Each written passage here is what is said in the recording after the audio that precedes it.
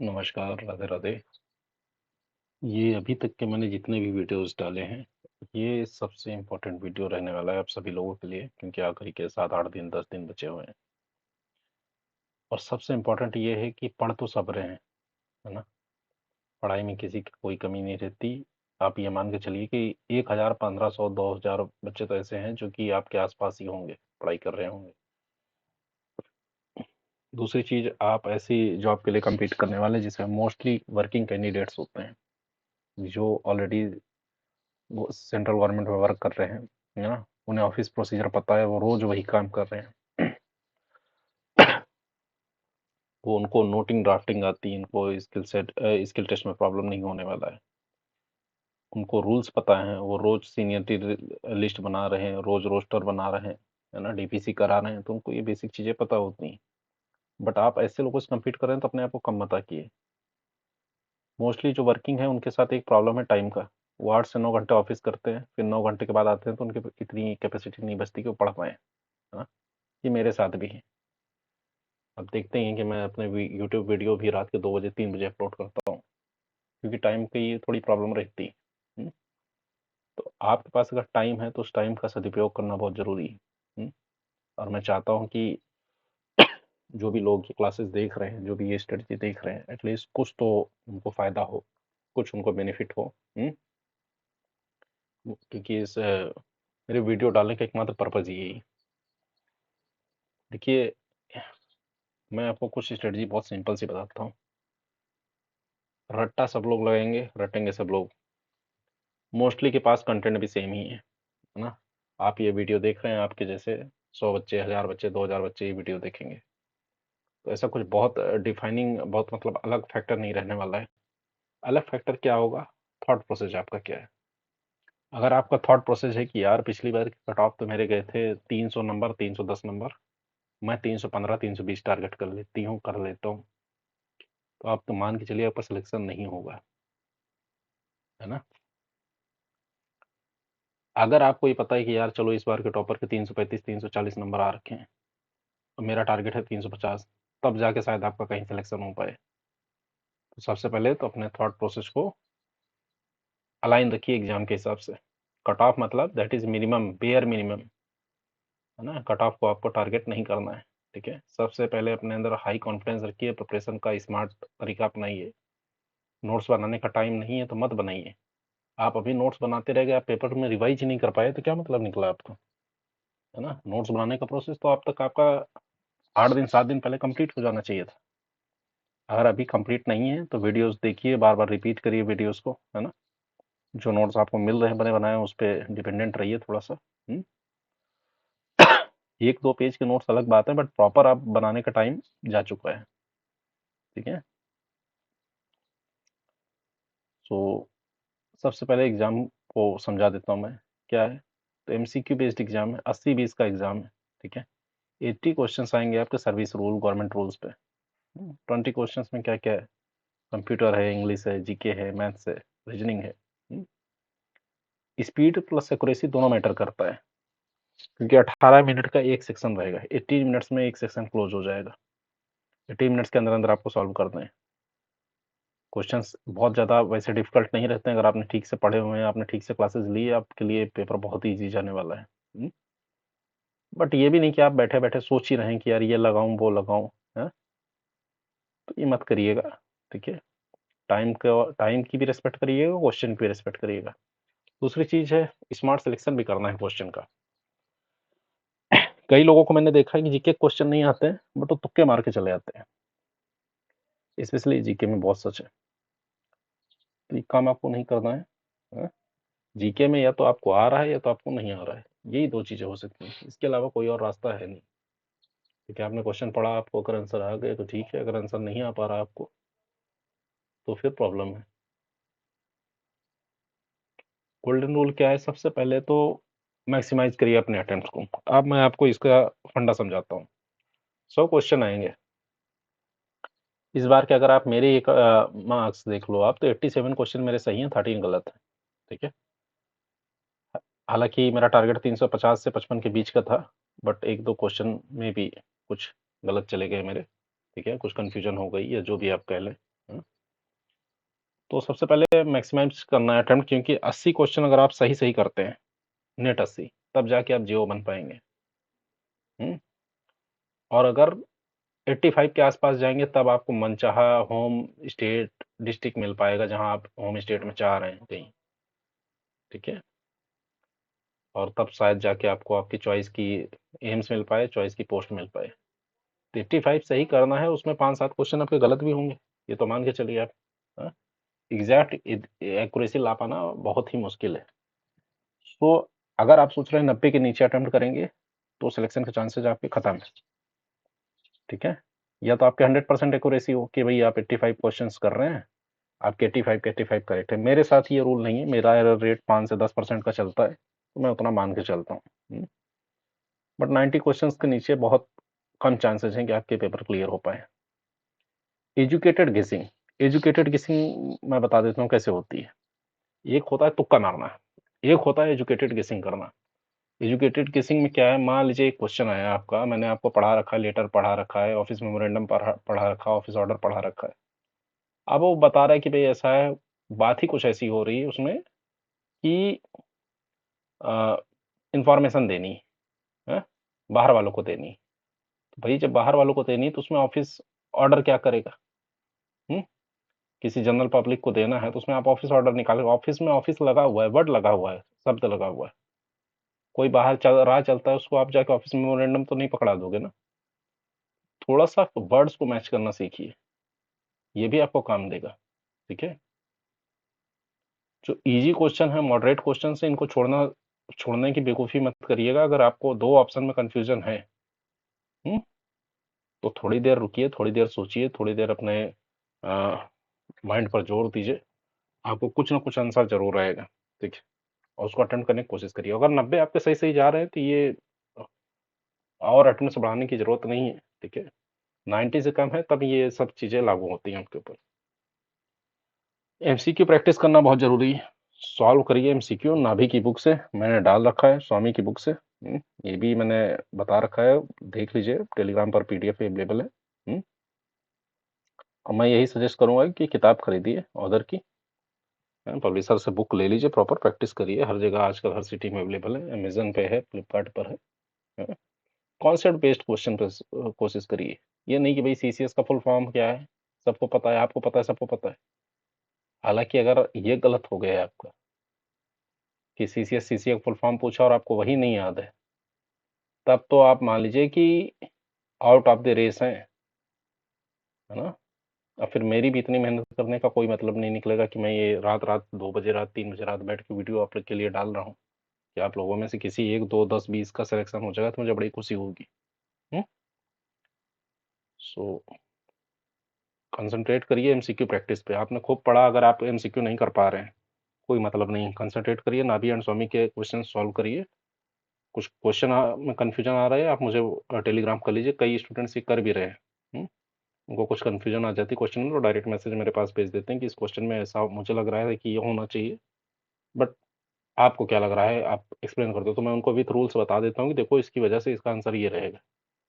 ठीक है, जो भी एमसीक्यूज आपके गलत जाएंगे उनको रिवाइज आपको करना है कि भैया आपने क्लास देखी मेरी, आपने मेरे नोट्स पढ़ लिए।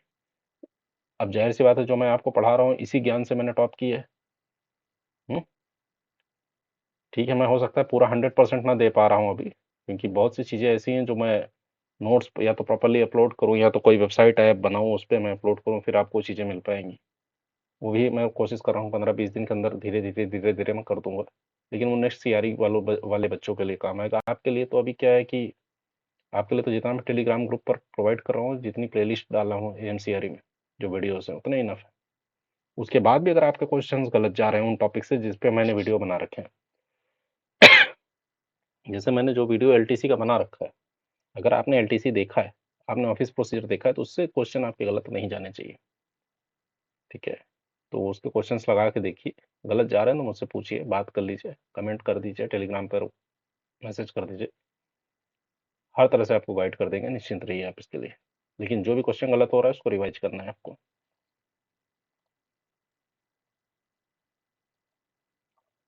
स्वामी बुक में क्या क्या देखना है आपको?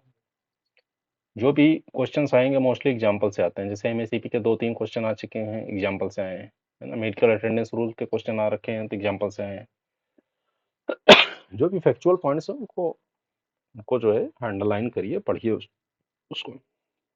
जैसे सीसीएस सीसीए रूल है तो उसमें सस्पेंशन किसके अंदर है, मेजर पेनल्टी कितनी है, माइनर पेनल्टी कितनी है, किस रूल के अंडर है, ठीक है। ये इस तरह से पढ़ेंगे आप, तब आपको समझ में आएगा। कल मैं सीसीएस सीसीए रूल का भी वीडियो अपने इसी चैनल पर अपलोड कर दूंगा, आप देख लीजिएगा। वो भी कंप्रेहेंसिव रहेगा, उसके बाद आपको कहीं और से कुछ देखने की जरूरत नहीं पड़ेगी, निश्चिंत रहिए आप। जीओपीटी वेबसाइट में कुछ अमेंडमेंट्स आते हैं, कुछ रूल्स आते हैं। जैसे मैंने जीएफआर की जो क्लास ली ना, उसमें अमेंडमेंट्स थे। बहुत से बच्चे क्या करते हैं, जीएफआर 2017 की पीडीएफ डाउनलोड किए बेचारों ने, 200-300 पन्ने पढ़ ले गए, एंड बाद में पता चला कि यार अब तो अमेंडमेंट आ गया, रूल ही चेंज हो गया। तो फिर क्या मतलब है। सीसीएस एंड सर्विस रूल्स का मैंने बहुत लोगों को देखा है कि कहीं किसी नोट से पढ़ लिया और जो ऑथेंटिक सोर्स है वो फॉलो ही नहीं कर रहे हैं, या जो अमेंडमेंट्स आए हैं उनको पता ही नहीं। अगर आपको अमेंडमेंट्स नहीं पता है तो आपको पढ़ने का क्या मतलब रह गया। ठीक है। सो रिवाइज करिए, जो नोट्स मैंने दिए उसको लाइन बाई लाइन रिवाइज करिए। टेलीग्राम ग्रुप पर फ्री है सब, तो इसका फ़ायदा उठाइए। जहाँ दूसरे लोग 8,000, 10,000, 7,000 में क्लासेस दे रहे हैं, 5-5 हज़ार ले रहे हैं, है ना। एंड दे आर मतलब सिलेक्टेड है नहीं सिलेक्टेड है इस पर भी डाउट। ठीक है, उन्होंने पेपर दिया नहीं कभी, तो उनको एग्जैक्ट इतना पता नहीं है। तो आप प्रॉपरली इसको फॉलो करिए, ठीक है। जो भी फ्री का कंटेंट मिल रहा है मेरे पास है, जो और टेलीग्राम चैनल्स पे फ्री मिल रहे हैं आपको, या यूट्यूब पर फ्री मिल रहा है, उनसे पढ़िए। पैसे नहीं है तो कोई प्रॉब्लम नहीं है आपको, है ना। हम आपको गलत वैसे भी गाइड नहीं करेंगे, क्योंकि हमारा तो हम तो आपके कंपटीटर हैं नहीं। हमारा जो होना था हो चुका है। अभी ये जो हमारे पास नोट्स हैं, जो भी एक्सपीरियंस है, वो हम आपसे इसलिए शेयर कर रहे हैं ताकि आपका बेनिफिट हो। अगर मेरा कोई स्टूडेंट, 4 स्टूडेंट, 10 स्टूडेंट सेलेक्ट होते हैं तो मुझे बेहद प्रसन्नता होगी, है ना। तो हाई प्रायोरिटी सर्विस रूल पे रखिए, सीसीएस कंडक्ट को, सीसीएस सीसीओ को, सीसीएस पेंशन को, ठीक है। LTC rule, GFR 2017, office procedure, noting drafting, TA and DA rules, ये आपके टॉप एरिया रहना चाहिए 80 क्वेश्चन के लिए, ठीक है। जीके में स्मार्ट रिवीजन एरियाज में आने से पहले मैं आपको बता दूं कि एक टॉपिक मेडिकल अटेंडेंस रूल और है ना, उसको देख लीजिएगा। उसके बाद 1-2 पेज का कैट का नोट्स है मेरे पास, वो मैं टेलीग्राम ग्रुप पर शेयर कर दूंगा, और कैट का वीडियो आपको कल तक मिल जाएगा इसी चैनल पर। कैट का वीडियो देख लीजिएगा, क्योंकि मैंने सिविल सर्विसेज की प्रिपरेशन की हुई है, तो कैट का जो कंप्रेहेंसिव वीडियो मैं दे दूंगा वो आपको कहीं और किसी नोट्स में अवेलेबल नहीं होगा, तो वो आप देख लीजिएगा, आपका काम हो जाएगा। जीके में जो सुपरलेटिव्स हैं, फर्स्ट वुमेन इन इंडिया, सबसे बड़े कौन है, सबसे छोटा कौन है, ठीक है, ये याद कर लीजिए अच्छे से। ज़्यादा बड़ा नहीं है, चैट जीपीटी पे जाइए, प्रॉम्प्ट दीजिए, बना के दे देगा। नहीं हो पा रहा मुझे बताइए आप, हाँ, वो दे दूंगा आपको, नहीं तो टेलीग्राम ग्रुप पर शेयर कर दूंगा मैं आज।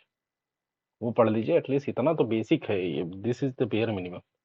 आपको चाहिए लेवल 6 लेवल 7 की जॉब, 20,000 50,000 रुपीज़ के आसपास सैलरी बनती है इसमें इन हैंड।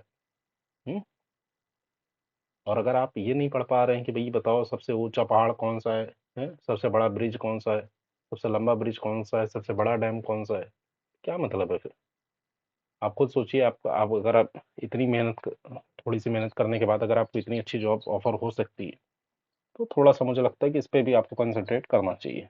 इग्नोर मत करिएगा इसको, पढ़ के जाइएगा। इंग्लिश में स्कोरिंग सेक्शन है प्रीपोजिशंस और figure of speech. Over thinking avoid करिए कि यार मुझे लगता है ऐसा नहीं, ऐसा हो सकता है, नहीं, जो रूल है वही फॉलो करिए, ठीक है।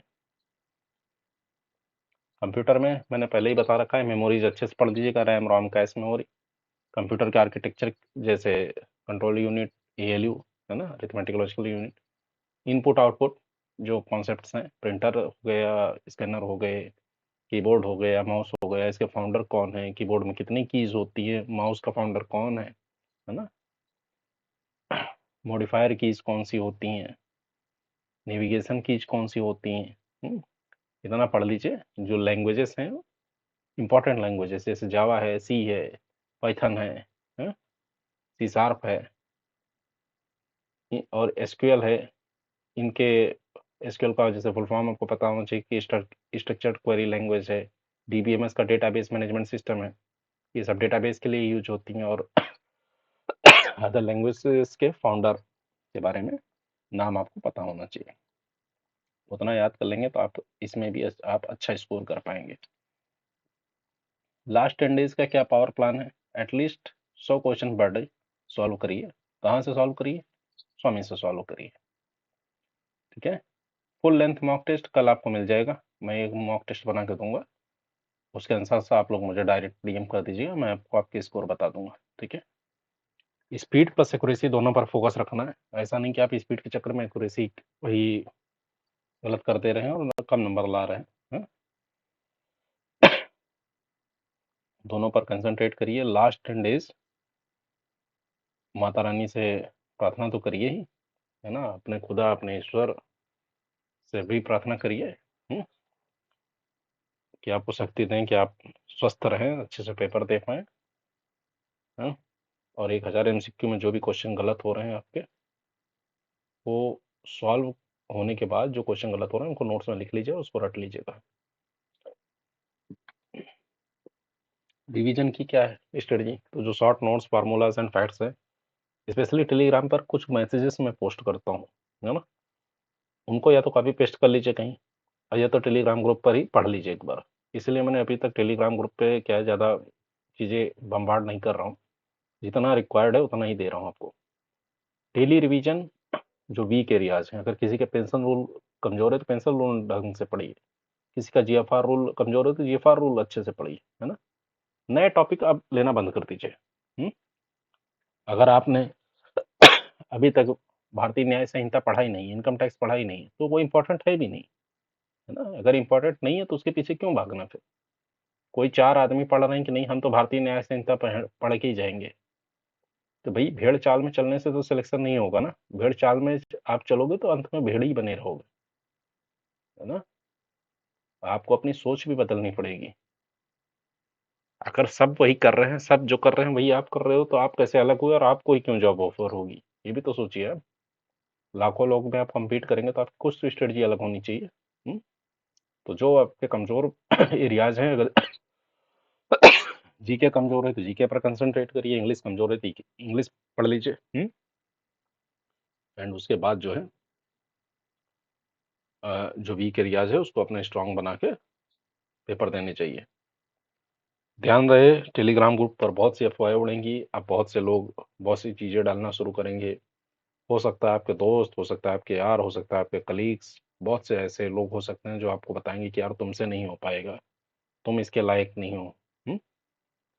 हो सकता है आपके सीनियर सपोर्ट ना करें आपको, और हो सकता है बहुत सपोर्टिव हो, दोनों चीज़ें हैं।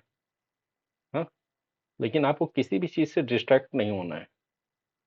ठीक है। लास्ट 10 दिन है, गर्लफ्रेंड है, वाइफ है, बेबी सोना है, तो उनको बताइए कि देखिए 6-7 दिन थोड़ा इंतजार करें, 6-7 दिन अपने पढ़ाई पर कंसंट्रेट करिए।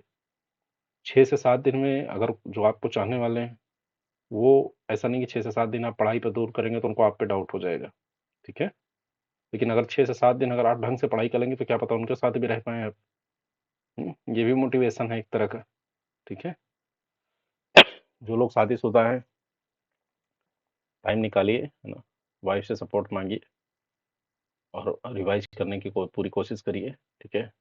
जो वर्किंग एस्पिरेंट्स हैं उनके लिए बता दूं कि आप तो 7 से 8 घंटे जॉब में हैं ही, हम्म, लेकिन अगर आधे घंटे 40 मिनट का लंच हो रहा है, 10 से 15 मिनट आप वहाँ रिवाइज कर सकते हैं, अगर आपके पास ज़्यादा वर्कलोड नहीं है उस समय, तो एटलीस्ट उस टाइम को यूज करिए, रेदर देन बैठ के कि दूसरा कलीग क्या पढ़ रहा है जाऊँ मैं उसका देख लूँ। हैं? ऐसे सिलेक्शन नहीं होता है। दूसरा क्या पढ़ रहा है ये जान के अगर हमारा सिलेक्शन हो जाए तब तो पता नहीं कितने लोगों के सिलेक्शन हो जाते हैं ना। फिर आता है सबसे इम्पोर्टेंट चीज़, और मैं अपनी लैंग्वेज में उन ऐसे कैटेगरी को गुरिल्ला बोलता हूँ। होते हैं ना कुछ लोग छाती पीट पीट के बताते हैं कि मेरा तो हो ही जाएगा, मेरा तो हो ही जाएगा, नहीं बोलना है हमको। ठीक है। आपको पता है आपका हो जाएगा, आपने बहुत अच्छे से पढ़ा है ना, होगा, रिजल्ट आएगा, सबको पता चलेगा। रिजल्ट को बोलने दीजिए, आप मत बोलिए। ठीक है। अगर आप बोल रहे हैं कि नहीं मेरा हो ही जाएगा, मेरा हो ही जाएगा, और बाद में नहीं हुआ, तो बड़ा नेगेटिव साइकोलॉजिकल इम्पैक्ट पड़ेगा आप पे। ठीक है, आप अगर ऑफिस में वर्किंग हैं तो कलीग से आप आंख नहीं मिला पाएंगे। दोस्त यार मजाक बना सकते हैं, आपका बोलेंगे मजाक में, लेकिन आपको चुभेगी बहुत। ठीक है, साइलेंस में वर्क करिए, है ना, रिजल्ट खुद ब खुद बोलेगा आपके लिए। हम्म?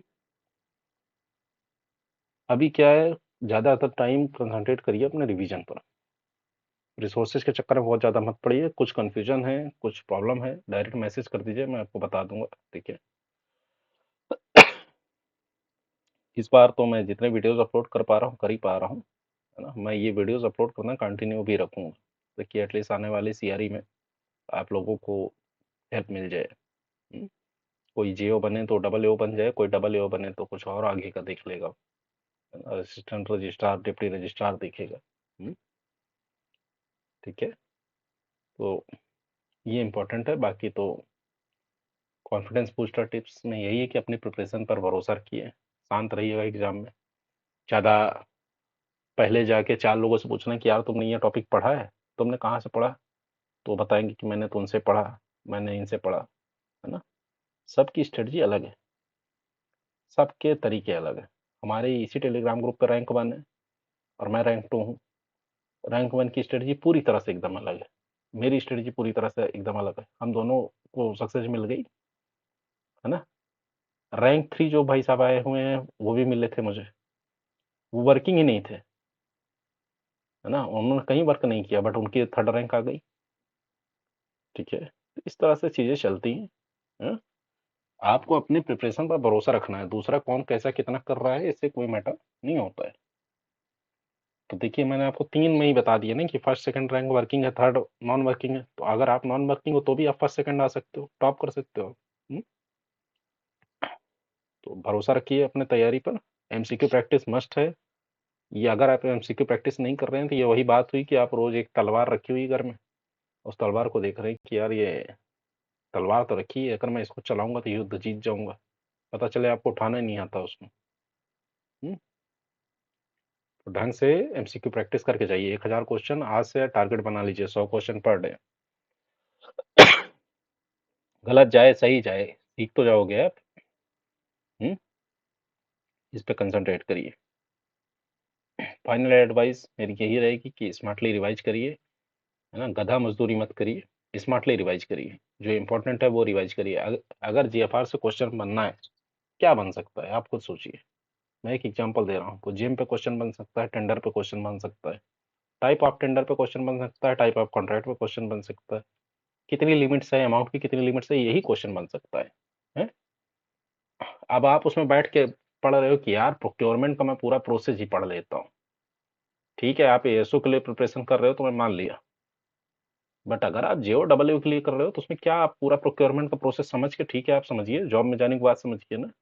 हम्म? ये तो वही बात हुई कि पुलिस में भर्ती हुए नहीं और वर्दी पहले से पहन कर रेडी हैं।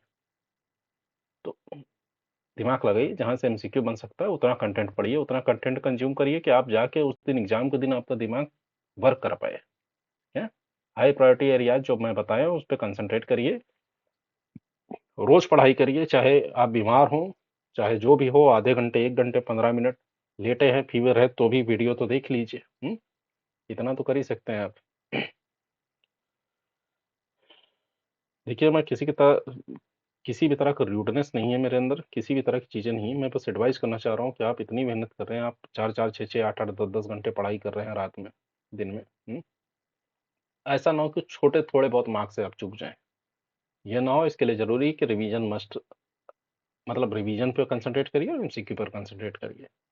ठीक है, इस वीडियो को मैं यहीं समाप्त करता हूँ। बहुत बहुत धन्यवाद। जय हिंद, जय भारत।